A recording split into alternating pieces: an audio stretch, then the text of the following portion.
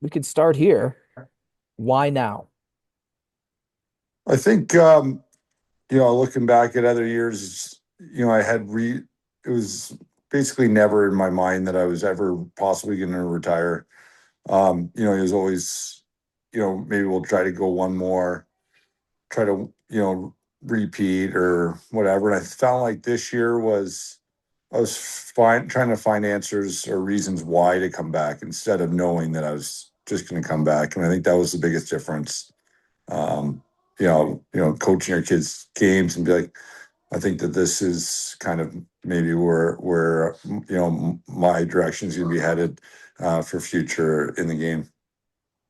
I know you just made the decision. I'm sure you've been thinking about it, though. Have you allowed yourself to truly reflect on what was one heck of a long career?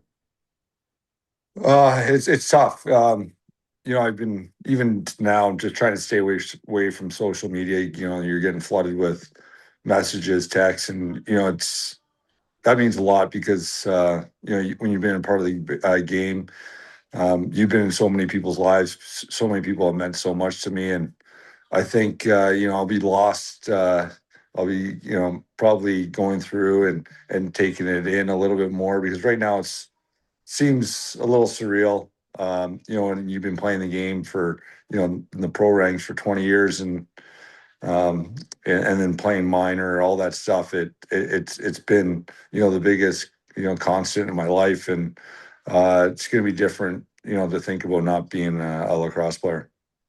How much of it, you mentioned family in your letter, but how much of it was that you feel like you weren't up to the level that you had built up over 20 years? Was that at all? Because some people they say, hey, physically, I have to do it. Was that any part of the equation?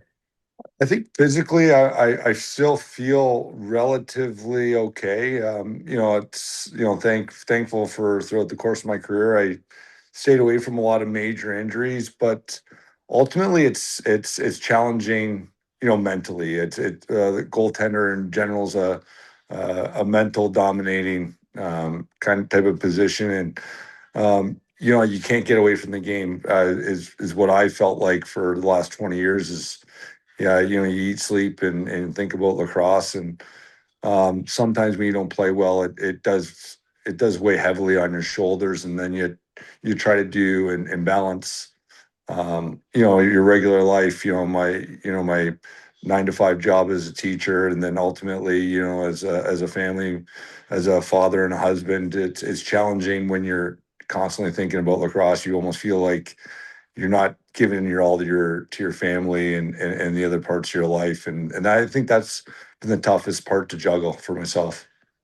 Everyone wants to be the best they can be, but was there ever a point in your career where you were determined, I do want to be known as the best goaltender this league has ever seen?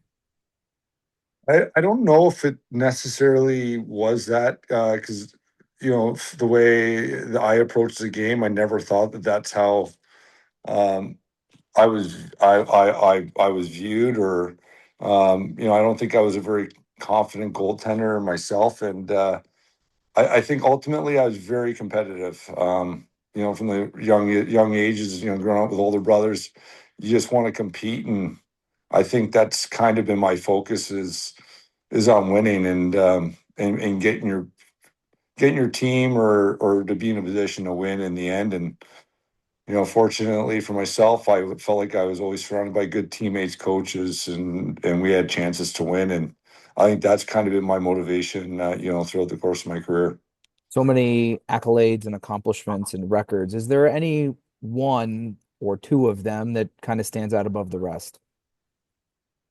I think the three-peat, uh, you know, in Rochester and then in Buffalo, are big ones. They always say goaltenders, they get better as they mature and everything. And I was able to do those in two different decades in my life, and one being in my 30s and the other one being in my 40s. So I think the later of the two being in Buffalo, winning three in a row when you're 41, 2 and 3 is pretty special, especially considering my family was there, and hopefully my kids will be able to remember that for their entire life. Obviously, I'm in Buffalo, so that's where we really got to know and see your career.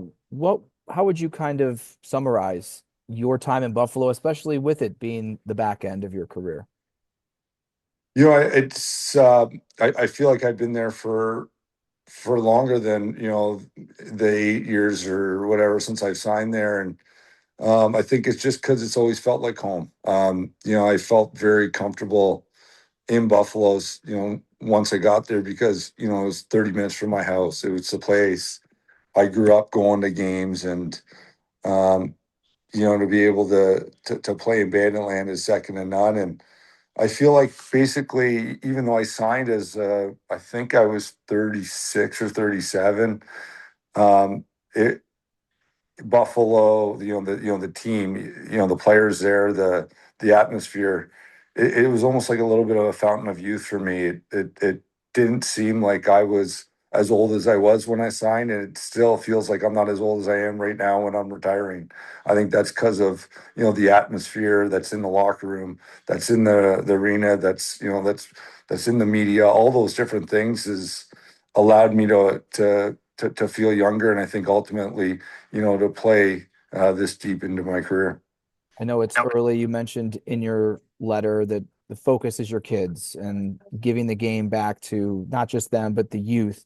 Do you anticipate having, or what sort of a connection do you anticipate continuing with the Bandits organization? I like to say that I have a definite answer, and I don't have one, but ultimately, I feel like I was a player that focused a lot on X's and O's and watching game film and being well prepared. And so if that can translate into something, then I'm definitely willing to try to figure something out or go in that direction. Obviously, Buffalo is where I'd want to be.